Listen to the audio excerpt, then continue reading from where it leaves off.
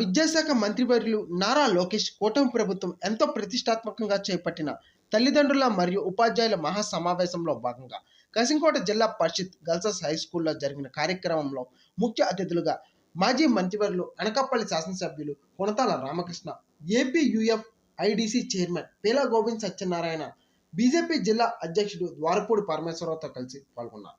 ఈ సందర్భంగా కొనతాల రామకృష్ణ మాట్లాడుతూ విద్యార్థుల మెరుగైన ప్రగతికి ఉపాధ్యాయులని, తల్లిదండ్రులు విద్యార్థుల పట్ల సమిష్టిగా పనిచేయాలని సూచనలు జారీ చేశారు.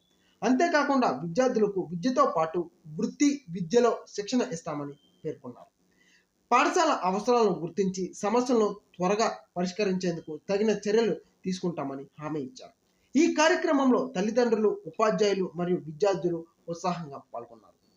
కృషి చేస్తే సాధించుకోలేనిదంటూ ఏం లేదు. అందువల్ల ఉపాధ్యాయులు గాని, తల్లిదండ్రులు గాని, పిల్లలు గాని అందరూ కూడా కలిపి కృషి చేసినప్పుడే విద్యా వ్యవస్థ ఇంకా మెరుగైనటువంటి ఫలితాలు వస్తాయి. అటువంటి ఉద్దేశంతోనే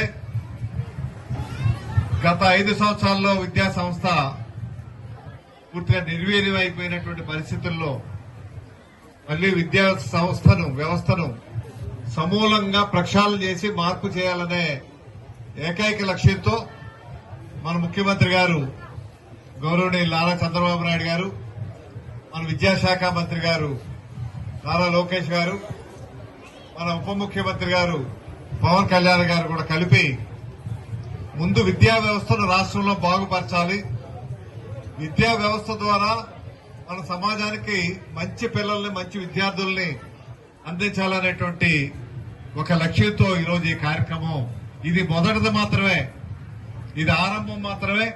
దీని తర్వాత చాలా ప్రక్షాళనతో సమూలంగా మార్పులు జరిగేటువంటి కార్యక్రమం జరుగుతుంది.